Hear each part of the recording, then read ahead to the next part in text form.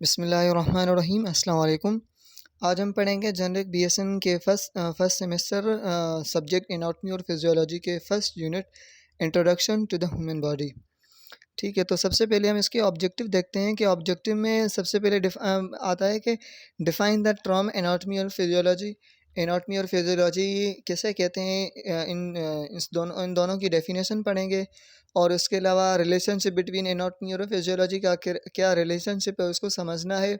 और उसके अलावा define the level of organisation of the body, body के ऑर्गेनाइजेशन के लेवल जो है वो पढ़ेंगे। और द डिफाइन एनाटॉमिकल पोजीशंस पढ़ेंगे, कौन सा ऑर्गन बॉडी के कौन से साइड पे मौजूद है उसकी लोकेशन पढ़ेंगे।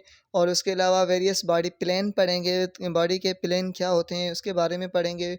और उसके अलावा बॉडी कैविटीज़ पढ़ेंगे। ठीक है, और उसके अलावा उन कैविटीज़ में कौन से ऑर्गन आते हैं, discuss body cavities and list the organ lying with each cavity. और जो ऑर्गन उन कैविटीज़ में आते हैं उसके बारे में पढ़ेंगे। और इसके अलावा एब्डोमिनल पेल्विक रीजन कॉटन पढ़ेंगे, रीजन एंड कॉटन दोनों पढ़ेंगे। 4 कॉटन एंड 9 रीजन आते हैं, उनमें से कौन कौन से ऑर्गन आते हैं, ये सारी चीज़ें हम इस वीडियो में कवर करेंगे इंशाल्लाह। तो इंट्रोडक्शन एनाटॉमी और फिजियोलॉजी। एनाटॉमी किसे कहते हैं? Anatomy the study of internal and external structure and physical relationship between body parts.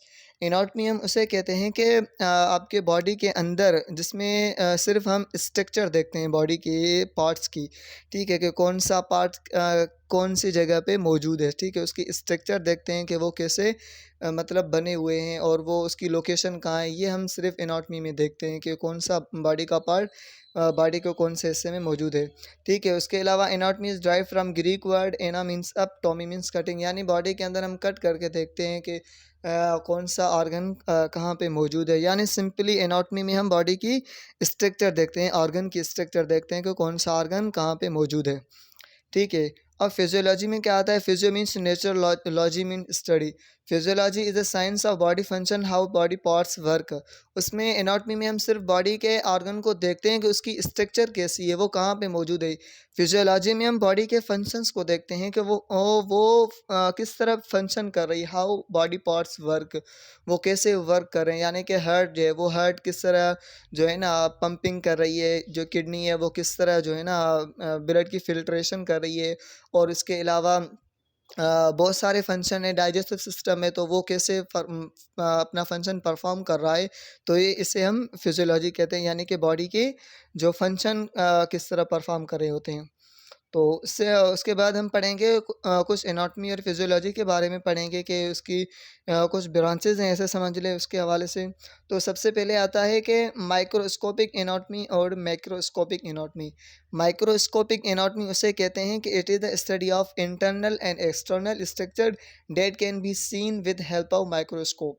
मतलब बॉडी के अंदर ऐसे मतलब स्ट्रक्चर्स होती हैं जो सिर्फ और सिर्फ माइक्रोस्कोप के थ्रू आप देख सकते हैं। ठीक है, उसे माइक्रोस्कोप एनाटॉमी में आते हैं। जैसे सेल हो गए, वो आप अपने नेक डाई से नहीं देख सकते, उसके लिए आपको माइक्रोस्कोप की ज़रूरत पड़ी है। न्यूरॉन सेल हो गया, बॉडी सेल, ब्लड सेल हो गए, ये इस माइक्रोस्कोपिक एनाटॉमी में आते हैं। मैक्रोस्कोपिक एनाटॉमी में क्या आता है? It is the study of structure that can be seen with naked eye. ऐसी चीज़ें जो आप नेक डाई से देख सकते हैं, जैसे आपका हार्ट हो गया, लंग्स हो गए, या और उसके अलावा किडनी हो गई और अदर ऑर्गन बॉडी के हो गए जो आप अपनी नेक डाई से देख सकते हैं, वो मैक्रोस्कोपिक एनाटॉमी में आते हैं। तो उसके बाद आता है एम्ब्रियोलॉजी। अब एम्ब्रियोलॉजी क्या होता है? एम्ब्रियो मतलब वो होता है कि जो जब सबसे पहले जब 2 सेल आपस में मिलते हैं, कौन से सेल मिलते हैं? स्पर्म और एग जब मिलते हैं तो वहाँ पे फर्टिलाइज़ेशन होती है। ठीक है, फर्टिलाइज़ेशन जब फर्टिलाइज्ड एग जो है ना वो आगे जाके ज़ाइगोट में कन्वर्ट होता है, जो कि ज़ाइगोट के बाद वो यूटेरस में आ जाता है फ़िलिपिन ट्यूब के थ्रू। सही है, तो फ़िलिपिन ट्यूब के थ्रू जब यूटेरस में आ जाता है तो वो एम्ब्रियो में कन्वर्ट हो जाता है। तो एम्ब्रियोलॉजी किसे कहते हैं? कि वो फर्टिलाइज़ एग जो आपके यूटेरस में आ गया, ठीक है, 8 वीक तक। इसमें क्या कह रहा है? It deal the structure that emerge from the time of fertilize egg. Fertilize egg जब होगा उस टाइम से लेके through the 8th week in the uterus, जो आपका बेबी यूटेरस में 8 वीक तक होगा, उसके 8 वीक से पहले जो हम स्टडी करेंगे उसे कहते हैं एम्ब्रियोलॉजी, यानी एम्ब्रियो की study. Development biology structure that emerge from the time of fertilize egg to the adulthood. मतलब इसमें हम पढ़ेंगे फर्टिलाइज एग के बाद जब वो एम्ब्रियो में कन्वर्ट हो जाता है, एम्ब्रियो के बाद वो बेबी में कन्वर्ट हो जाता है, फिर वो उसके बॉडी के किस तरह उसकी चेंजेस आती हैं ये पढ़ते हैं।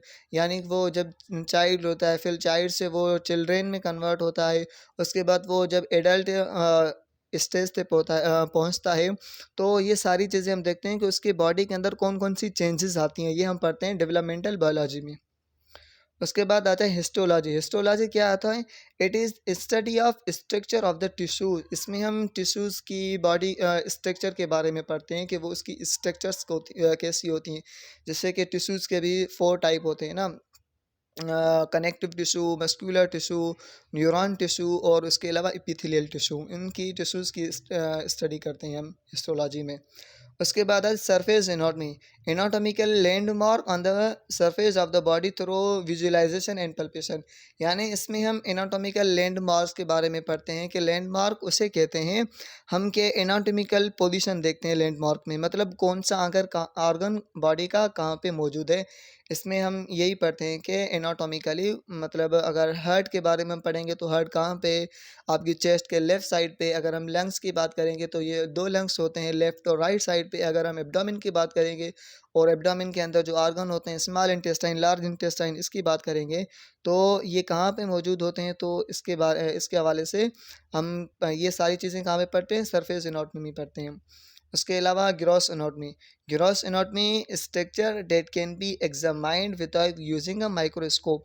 यानी वो स्ट्रक्चर वो आप विदाउट माइक्रोस्कोप भी देख रहे हैं, जैसे मसल्स हो गए, बोन हो गई, स्किन हो गई, लिगामेंट, टेंडन, ये सारी चीज़ें आप विदाउट माइक्रोस्कोप भी देख सकते हैं। सही है। उसके अलावा आते हैं systemic anatomy. It is the study of structure of major organ system. मतलब इसमें हम मेजर ऑर्गन सिस्टम के बारे में पढ़ते हैं, जैसे रिस्पायरेटरी सिस्टम हो गया, डाइजेस्टिव सिस्टम हो गया और उसके अलावा कार्डिक सिस्टम हो गया। मतलब रिस्पायरेशन बॉडी में किस तरह हो रही है, डाइजेशन किस तरह हो रही है, ये सारी चीज़ें हम यहाँ पे कवर करते हैं। सही है, सिस्टमिक एनाटॉमी में। उसके बाद आता है रीजनल एनाटॉमी। अब रीजनल एनाटॉमी क्या होता है? Specific organ of the body such as the cephalic region. मतलब रीजनल वो होती है कि कुछ स्पेसिफिक ऑर्गन होते हैं जो बॉडी के एक स्पेसिफिक रीजन में मौजूद होते हैं। देखिए जैसे सिफेलिक रीजन, जिसमें आपके हेड और स्कल आ जाता है, ठीक है। हेड और स्कल आ जाते हैं सिफेलिक रीजन में। सर्वाइकल आपका जो नेक वाला रीजन आ जाता है वो होता है, और पेल्विक रीजन जो होता है आपका अंडर एब्डोमेन के नीचे वाला जो हिस्सा होता है वो मतलब पेल्विक रीजन कहलाता है। सही है। उसके अलावा radiographic anatomy, body structure that can be visualise with X-ray. यानी बॉडी के वो हिस्से जिसमें हम सिर्फ विजुअलाइज करते हैं एक्सरे के थ्रू, जो हम रेडियोग्राफिक एनाटॉमी में पढ़ते हैं। उसके बाद आता है pathological anatomy. Structure changes from gross to microscope associate with disease. यानी पैथोलॉजिकल एनाटॉमी में हम वो पढ़ते हैं कि आपके बॉडी के अंदर जो स्ट्रक्चर्स हैं वो चेंज हो जाती हैं। क्यों? पैथोलॉजी यानी डिजीज़ की वजह से। पैथो हम डिजीज़ को कहते हैं, ठीक है। अब डिजीज़ की वजह से स्ट्रक्चर कैसे चेंज होगी? जैसे अगर आपको हेपाटाइटिस है तो आपकी लिवर की साइज़ बढ़ जाएगी, आपकी स्प्लीन की साइज़ बढ़ जाती है, ठीक है। उसमें कोई डिसऑर्डर आ जाता है। तो इस तरह जो चीज़ें होती हैं जिसकी साइज़ में चेंजिंग आ जाए, ठीक है, तो वो पैथोलॉजिकल एनाटॉमी में आ जाता है। अब न्यूरोफिजियोलॉजी में कहा था है functional properties of nerve cell. इसमें हम ब्रेन के बारे में पढ़ते हैं कि उसके अलावा न्यूरॉन सेल के बारे में पढ़ते हैं, स्पाइनल कॉर्ड के बारे में पढ़ते हैं कि ये मैसेज होता है बॉडी को किस तरह ट्रेवल करता है पूरे बॉडी में, किस तरह ये बॉडी से मैसेज लेके ब्रेन तक पहुंचाता है और ब्रेन से किस तरह वापस वो मैसेज उस स्पेसिफिक ऑर्गन तक या उस स्पेसिफिक बॉडी के एरिया तक पहुंच जाता है जहां से वो मैसेज गया था। तो एंडोक्रिमिनोलॉजी में हम पढ़ते हैं हार्मोन्स के बारे में पढ़ते हैं, chemical regulate in blood and how they control body functions. यानी कुछ हार्मोन्स होते हैं जो बॉडी के फंक्शन को कंट्रोल कर रहे होते हैं। जैसे आपके हार्मोन होता है एक जो कौन सा हार्मोन होता है जो कि पेनक्रियास से रिलीज़ होते हैं ना हार्मोन, जब पिट्यूटरी ग्लैंड से उसको मतलब स्टिमुलस होता है, तो पेनक्रियास से हार्मोन रिलीज़ होते हैं जो कि आपको डाइजेस्टिव सिस्टम में हेल्पफुल कर रहे होते हैं। और उसके अलावा कुछ ऐसे हार्मोन भी होते हैं जैसे जो आपके ब्लड प्रेशर को कंट्रोल कर रहे होते हैं, जैसे एपिनेफ्रिन हो गया। ये सारी चीज़ें हार्मोन एंडोक्रिमिनोलॉजी मतलब हम इसमें पढ़ते हैं। उसके बाद आता है कार्डियोवास्कुलर फिजियोलॉजी, यानी इसमें हम ब्लड के बारे में, हार्ट के बारे में पढ़ते हैं कि हार्ट किस तरह पंप कर रही है और पूरे बॉडी को किस तरह ब्लड सप्लाई कर रही होती है। Immunology, how the body depend itself against disease causing agent, यानी बॉडी किस तरह डिपेंड कर रही होती है खुद पे, खुद उस किस तरह डिपेंड कर रही होती है, और उस जो बॉडी के अंदर जो पैथोजन आ जाते हैं उसको किस तरह डिफाइट करके उसको ख़त्म करके बॉडी को जो है ना एक्टिव रखती है। तो इसमें हम इम्यूनोलॉजी में यही पढ़ते हैं। रिस्पायरेटरी फिजियोलॉजी में हम पढ़ते हैं passage ways and lungs, air passage ways and lungs, मतलब आपकी रिस्पायरेशन किस तरह हो रही होती है, आप किस तरह सांस लेते हैं, और जो आपकी डीऑक्सीजनेटेड ब्लड होती है वो ऑक्सीजनेटेड कैसे होती है, ये हम रिस्पायरेशन में पढ़ते हैं। ठीक है। उसके बाद आता है रीनल फिजियोलॉजी, जिसमें हम किडनी के फंक्शन के बारे में पढ़ते हैं कि किडनी किस तरह ब्लड की फिल्ट्रेशन कर रही होती है। Exercise physiology, changes in cell and organ function and result of muscular activity, यानी इसमें हम मसल्स के बारे में पढ़ते हैं कि आपके मसल्स किस तरह एक्टिव होते हैं, और उसकी जब हम एक्सरसाइज वगैरह करते हैं उन मसल के सेल्स में किस तरह चेंजेस आती है, और वो किस तरह मतलब ज़्यादा एक्टिव रहते हैं, क्योंकि बॉडी का कोई भी हिस्सा अगर आप ज़्यादा इस्तेमाल करोगे तो वो ज़्यादा पावरफुल रहता है। सही है। पैथोफिजियोलॉजी में क्या पढ़ते हैं हम, functional changes associate with disease and ageing, कुछ ऐसी चेंजेस आ जाती हैं, फंक्शनल चेंजेस आ जाती हैं एजिंग की वजह से या फिर डिजीज़ की वजह से। जैसे मैंने कहा कि अगर आपकी एज बढ़ जाए तो आपको डायबिटीज़ हो जाती है, फंक्शनल ये एजिंग है, आपके पेनक्रियास काम करना छोड़ जाता है। और अगर डिजीज़ की बात करेंगे तो अगर आपको हेपाटाइटिस या और बहुत सारी डिजीज़ हो जाती हैं तो आपका नॉर्मली जो फिजियोलॉजी होता है वो डिस्टर्ब हो जाता है, जिसे हम पैथोफिजियोलॉजी कहते हैं। ठीक है। तो इसके बाद आता है level of structural organisation in the human body. ठीक है, ह्यूमन बॉडी के अंदर किस तरह लेवल आती हैं, मतलब एक ऑर्गेनाइजेशन होती है बॉडी की, वो किस तरह स्टेप बाय स्टेप होती है। तो उसमें सबसे पहले केमिकल लेवल आती है, और केमिकल लेवल में क्या होता है, कुछ सब्सटेंस होते हैं, पार्टिकल्स होते हैं और एटम्स और मॉलिक्यूल्स, ये मिलके आपको क्या बनाते हैं, सेल बनाते हैं। यानी केमिकल लेवल में हम पढ़ते हैं सब एटॉमिक पार्टिकल्स के बारे में पढ़ते हैं, एटम के बारे में और मॉलिक्यूल्स के बारे में पढ़ते हैं केमिकल लेवल में, जो कि ये मतलब पार्टिकल्स एटम्स मिलके आपके सेल बनाते हैं, सेल मिलके आपके टिश्यू बनाता है, टिश्यू मिलके ऑर्गन बनाता है, ऑर्गन मिलके ऑर्गन सिस्टम बनाता है, और ऑर्गन सिस्टम मिलके एक ऑर्गेनिज्म बनाता है। सही है। जैसे हमने दूसरे वीडियोस में हमने भी मतलब मैं जो दूसरा वीडियो अपलोड करूँगा इसी पे ही, उसमें सेल की डिटेल मतलब आपको पता चलेगा सेल के अंदर क्या होता है, और टिश्यूज़ के 4 टाइप्स जो मैंने अभी बताए उनको भी डिटेल में हमने पढ़ा है। और ऑर्गन, कोई भी स्पेसिफिक ऑर्गन, वो ऑर्गन कन्वर्ट होता है ऑर्गन सिस्टम में, ऑर्गन सिस्टम मिलके एक ऑर्गेनिज्म बनाते हैं। ठीक है। और उसके बाद ये कुछ टर्मिनोलॉजीज़ आती हैं जो आपको आगे चल के इस पे फ़ोकस करना पड़ेगा। मतलब अगर आप ये इसको अच्छी तरह से पढ़ेंगे तो ये चीज़ें आपको आगे बार-बार आएँगी। ये टर्मिनोलॉजीज़ एनाटॉमी और फिजियोलॉजी में बार-बार आती हैं, तो इसे अच्छी तरह से देख लेना। तो एंटीरियर या फिर वेंट्रल कहते हैं द फ्रंट, या फिर बिफोर, यानी एंटीरियर कहीं पे भी आ जाए तो समझ लेना कि ये कह रहा है कि आपकी बॉडी का फ्रंट वाला एरिया, यानी जिसमें आपका चेस्ट आ जाता है, सही है, फेस आ जाता है, यानी बॉडी के फ्रंट साइड पे। Posterior dorsal back side behind, यानी जिसमें आपकी पीठ आ जाती है, बैक साइड आ जाती है। सिफेलिक हम हेड को कहते हैं, कॉर्डियल हम कहते हैं टेल, कोकेक्स इन ह्यूमन। सही है। अब सिफेलिक जो है ना टेल वर्टिब्रा में आता है, 33 वर्टिब्रा होते हैं स्पाइनल कॉर्ड के अंदर।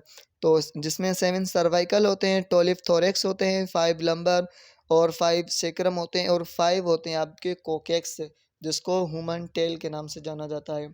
इन्फीरियर, इसके सामने लिखा हुआ है बेलो या लोअर लेवल, नीचे, जिसका एग्जांपल ये है कि स्टमक जो है, स्टमक यानी वो नीचे, सॉरी स्टमक नहीं, आप इस यहाँ पे एग्जांपल लें इंटेस्टाइन का। Small intestine is inferior to the stomach, यानी स्टमक के नीचे है, और सुपीरियर यानी stomach is superior to the small intestine, मतलब स्टमक जो है ना वो ऊपर है स्मॉल इंटेस्टाइन से।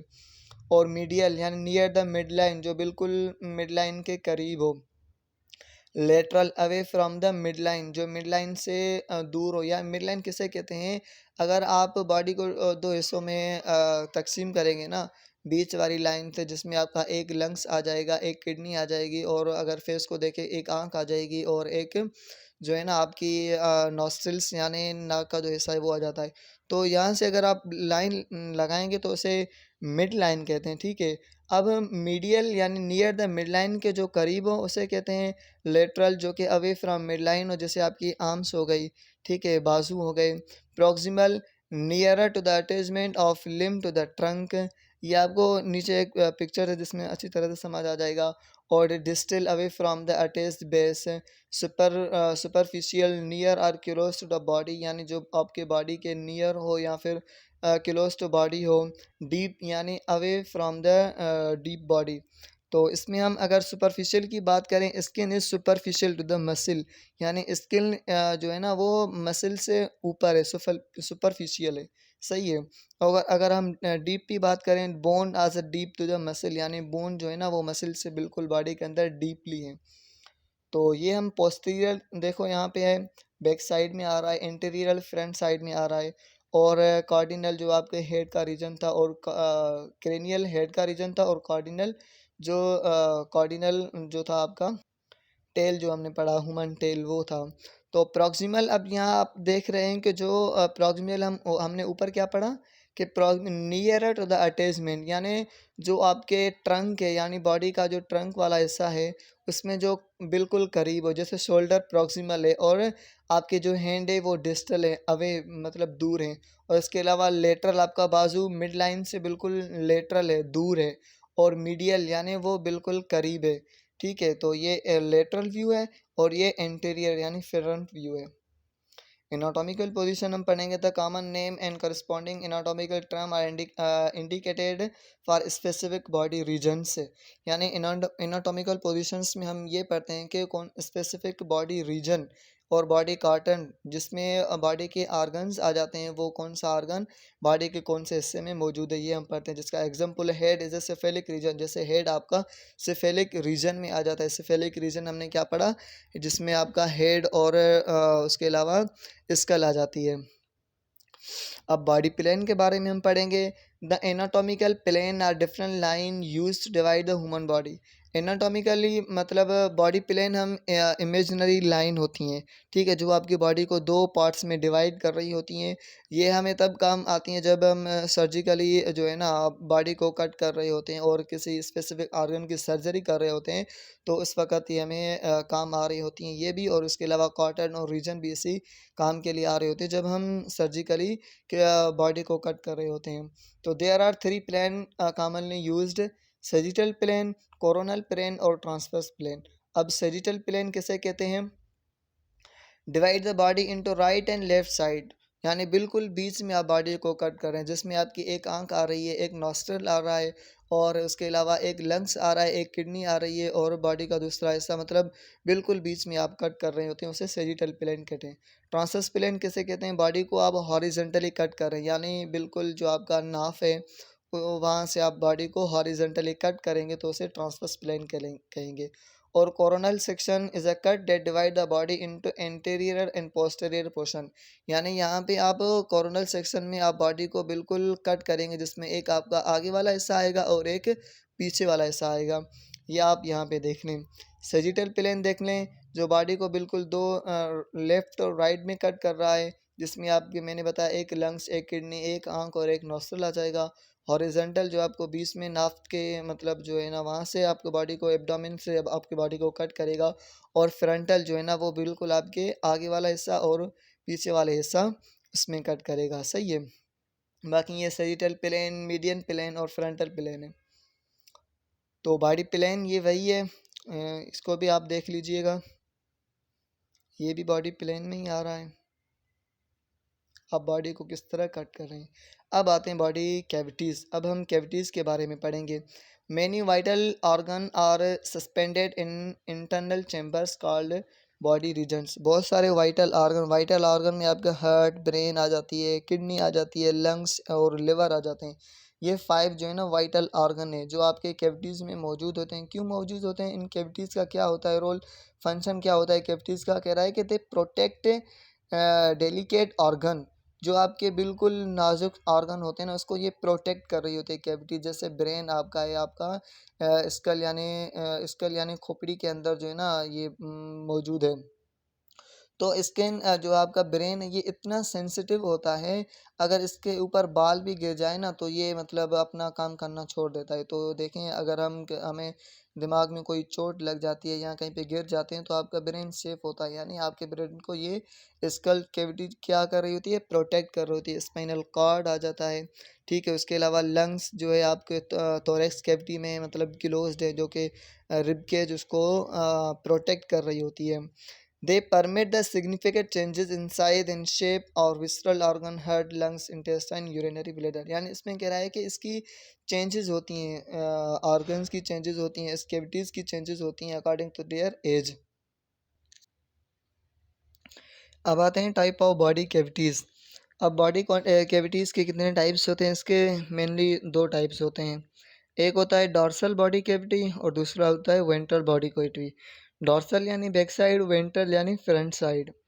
Types of dorsal cavity. अब डॉर्सल कैविटी के मज़ीद टाइप्स हैं, जिसमें क्रेनियल कैविटी आ जाता है, यानी वो कैविटी जिसमें आपकी स्कल हो और जो enclose by skull and contain brain, eyes and ear. यानी इस कैविटी में आपका ब्रेन आ जाता है, ठीक है, आइज़ आ जाती हैं और ईयर आ जाते हैं। आई का जो स्पेशल कैविटी है, अलग कैविटी है, जिसको हम ऑर्बिटल कैविटी कहते हैं, जो कि क्रेनियल कैविटी में ही आती है।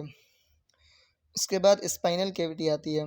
स्पाइनल कैविटी में क्या आता है, आपका स्पाइन आ जाता है, जिसमें आपका स्पाइनल कॉर्ड मौजूद होता है। स्पाइन कैविटी आपके स्पाइनल कॉर्ड को प्रोटेक्ट कर रही होती है। ये बॉडी कैविटीज़ हैं, सही है। तो जिसमें आप क्रेनियल कैविटी, ब्रेन को एरो लगाया हुआ है। उसके अलावा थोरेक्सिक कैविटी है जिसमें आपके लंग्स आ जाते हैं, सही है। हार्ट आ जाती है। एब्डोमिनल कैविटी जिसमें आपके आ जाते हैं small intestine, large intestine, liver और उसके अलावा स्टमक, ये सारे आपके एब्डोमिनल कैविटी में आ जाता है। एब्डोमिनो पेल्विक कैविटी में भी यही चीज़ें आती हैं, लेकिन पेल्विक में आपके सेक्स ऑर्गन्स आ जाते हैं पेल्विक कैविटी में, ठीक है। तो ये सारी चीज़ें आती हैं आपके वेंट्रल कैविटी में, यानी फ्रंट में आती हैं। और डॉर्सल कैविटी में आपके क्या आते हैं, स्पाइनल कैविटी आती है, जिसमें आपका स्पाइनल कॉर्ड होता है, और पेल्विक कैविटी आती है। और उसके अलावा ये क्रेनियल कैविटी आती है। पेल्विक कैविटी में आपके रिप्रोडक्टिव ऑर्गन मौजूद होते हैं, जिसमें अगर हम फीमेल की बात करेंगे, ओवरीज वगैरह आ जाती हैं, सही है। और उसके अलावा अगर हम ह्यूमन की मेल की बात करें तो उसमें आपके वो आ जाते हैं, स्पर्म प्रोडक्शन तो टेस्टिस में होती हैं, वो बाहर होती हैं, लेकिन ज़्यादातर ये फीमेल के लिए पेल्विक कैविटी यूज़ होती है, यानी कि प्रोटेक्ट कर रही होती है। उसके बाद डॉर्सल बॉडी कैविटीज़ में थोरेसिक कैविटी आ जाती हैं, जिसमें आपके रिब केज होता है, जिसमें लंग्स और हार्ट को ये प्रोटेक्ट कर रही होती हैं। Abdominopelvic cavities enclose by abdomen and pelvic girdle. आपके पेल्विक गिर्डल यानी जिसमें सेक्स ऑर्गन आ जाते हैं, सही है। एब्डोमिनल कैविटी जिसमें आपके किडनी आ जाती है, यूरिटर्स आ जाते हैं, stomach, small intestine, large intestine, liver, gall bladder and pancreas आ जाता है, सही है। ये आपके एब्डोमिनल कैविटी में आ जाती हैं। पेल्विक कैविटी में क्या आ जाता है, enclose by pelvic and contain bladder, anus and reproductive organ. ये आपके पेल्विक कैविटी में आ जाती हैं। और ये रही आपकी पेल्विक कैविटी। अगर स्ट्रक्चरली ये उसकी स्ट्रक्चर है, जिसको जूम करके दिखाया गया है। अब पेरिकार्डियल कैविटी। पेरिकार्डियल कैविटी मतलब जो कि आपके जिसमें आपकी कार्डिक मौजूद होती है, हार्ट मौजूद होती है, ये वही कैविटी है। It is a potential space between the parietal pericardium and visceral pericardium. यानी 2 लेयर होते हैं हार्ट के बाहर से, जिसमें आपकी हार्ट मौजूद होती है, और ये दोनों लेयर हार्ट को सिंपली प्रोटेक्ट कर रही होती हैं। Pericardial pericardium and visceral pericardium.